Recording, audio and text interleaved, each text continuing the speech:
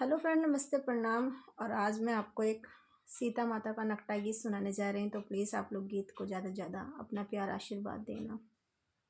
कवन कसूर की है भारी, तू भूल गया सुधिया हमारी। कवन कसूर की है भारी, तू भूल गया सुधिया हमारी। सुधिया हमारी हो सुधिया हमारी। कवन कसूर की है भारी, तू भूल गया सुधिया हमारी। 12 बरस हम जनकपुर में रहली। 12 बरस हम जनकपुर में रहली। कैली तपस्या भारी, तू भूल गईला सुधिया हमारी।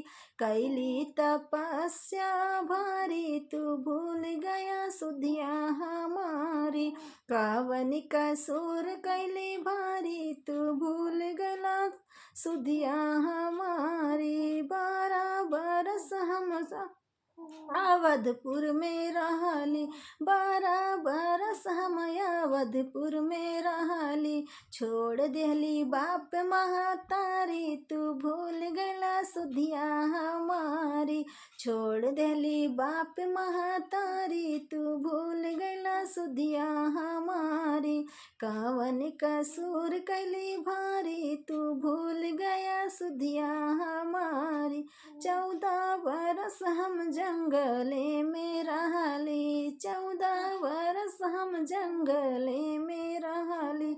सही कई कठिन दुख भारी, तू भूल गया सुधिया हमारी। सही कई कठिन दुख भारी, तू भूल गया सुधिया हमारी। कवन कसूर कैली भारी, तू भूल गया सुधिया हमारी।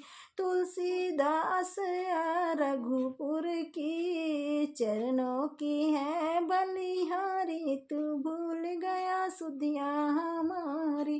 कवन कसूर कैली भारी, तू भूल गया सुधिया हमारी।